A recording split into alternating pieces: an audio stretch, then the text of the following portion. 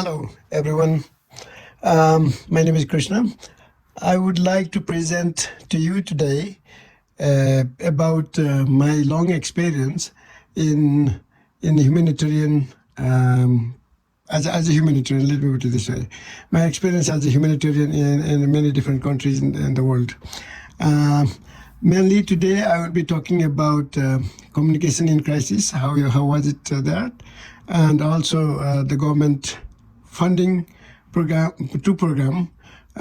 in Darfur, and the national examination of children of rebels, and food and medicine delivery during the middle of fighting. This medicine and food was meant for children who were dying during the fighting in Darfur. So there are also two more slides.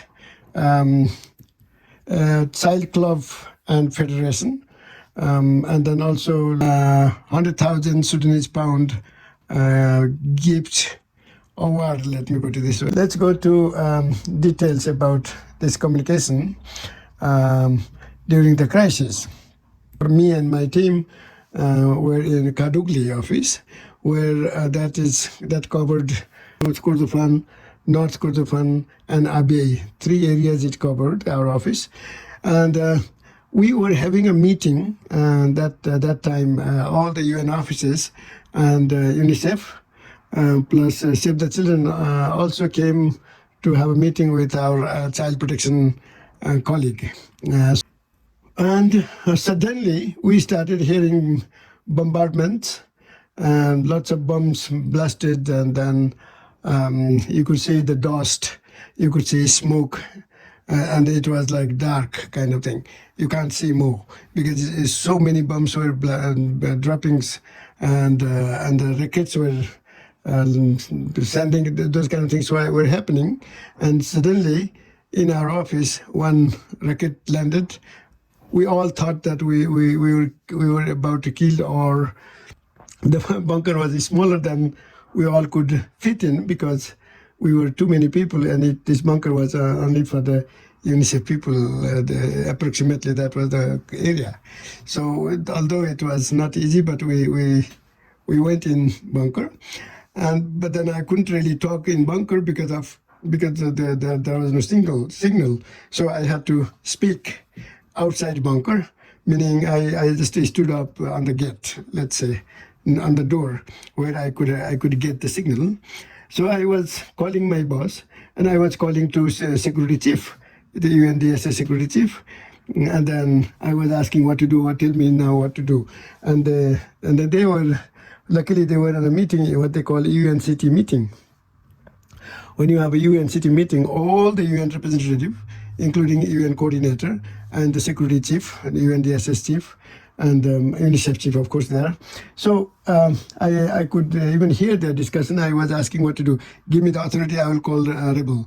And rebel, they had to discuss. It's not in the time of emergency like that. Not all staff members are allowed to speak to them. To rebels. So they were thinking and discussing if I should be authorized to talk to or not, depending on my level of maturity, let's say, and all. So they said, they were discussing, I could hear that, he's kind of matured, there is no problem, we can give him authority. And then I called the rebels and the leader of rebel, and then I asked them to give me, and to make it short, I will just say this way, to give me 30 minutes, we will be out of the area. So finally, we weren't able to finish in 30 minutes, and before that, I called them and I asked 15 minutes more. And just to repeat a little bit that I kind of forgot for the first slides, and there were certain things really important to think of. Here, networking with rebels worked well in that time of emergency. And also, I would say, good communication, diplomatic skills were needed to communicate to rebels, and the staff and the bosses and government authorities often. I mean, that's the way it is. So that's how we were saved. Okay, let me go to the next slide, which is which is save life, stay inside the bunker. That was what I already explained. So let me go to the next one. The communication in bunker. What happened? I also shared this before, and then the next slide is, I would say now, strong advocacy and use of network to fund program locally. Which this means that, let me put you the context now. The Sudan, especially Darfur and Kadugli, they never had a program during when these problems started there. They never had funding for the program. Their fund was given only to the staff members, just a salary only. But then they couldn't do any programming. For example, just to give you an example, if the supervisors of Ministry of Education could not go to monitor, supervise the schools and classes. Why? How? Why? Because there was no money. They couldn't really. They didn't have money themselves. The staff members they wouldn't spend anyway to monitor the program government activities. So they were just sitting.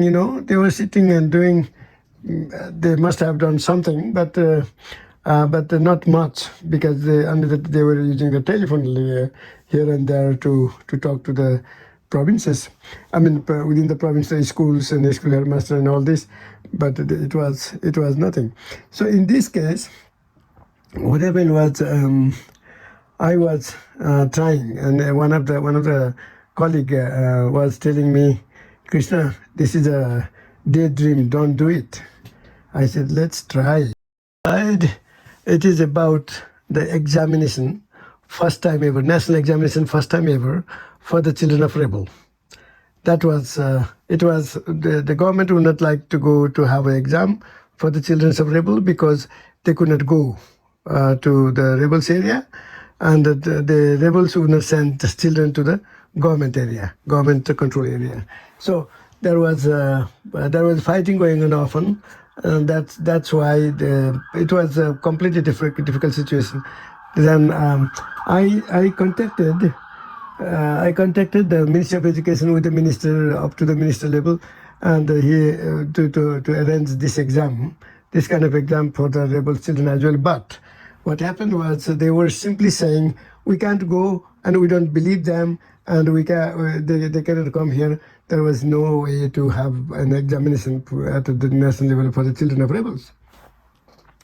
I said, we can think of the ways. First, if you agree in principle, if you allow me to arrange this. That's what I was saying to the government minister. He again flatly disagreed. That is not possible. Please don't talk about it. And I said, okay, sir, can you have an appointment with the governor for me? Because I want to talk to the same issue. He said, okay, fine. I can make an appointment for you, and then you can go and talk. Okay, sure. And he made an appointment for me, and then I went to governor again, because he's like a king. He is the final decision maker for the province, for his province. So I talked to him. I told him everything. He simply said, no. And when I said, hey, how long are you going to fight? How many generations do you want to fight? If you stop examination, what do you think children can be? Where do they go? What do they do? What kind of work do they do? And then what will happen? You are helping them to have more rebels. Rebels children, they are rebels, and they started using the gun again. So how many generations are you going to fight? At the end, they are your citizens anyway. Sooner or later, they will be together. So why are you killing? Let's think this way.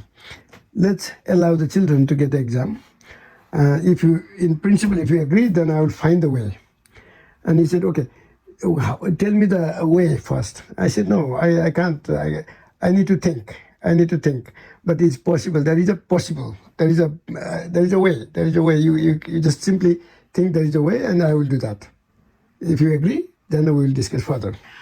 And this is about the food and medicine for children of rebel during the middle of fighting was provided. So the context was, I used to get a call from rebels, "Hey, what are you doing? Being a UNICEF, what are you doing there? Our children are dying. There is no food. There is no medicine for children. And can you help us?" As a UNICEF, that's your role to help. That's the way I used to get calls. And I knew myself that children were dying in rebels area, those rebel children. So what to do? So I started thinking and talking to my colleagues, and that I put in the team, and they said, "Okay, we can. If you agree, we can go and give the food and medicine, but then we need permit." And it was difficult to get a permit, and finally we got a permit and preparedness. Then we prepared all the medicine and food to take to the area, to no man's land, where the rebels family members would come and get those medicine and the food. So to go there, they gave us the governor again allowed UNICEF to go, but then his condition was they wanted to inspect before we leave. They inspect the medicine, those things, because it might be for rebels army. Those medicine and food that they were thinking in that line. I said, no, it is only for children. So we went. The inspection was ready to do, and I called just before we leave. I called them and said, "Okay, come and inspect, and then we will go." And at the end, what happened was he said, "Okay, Krishna, I believe you. We don't come to inspect. Go." And we went, and nearby the no man's land, there was a big army battalion who didn't allow us to pass by to cross them. So I called the governor. "Hey, what to do? This is the situation happened, and we are not allowed to go."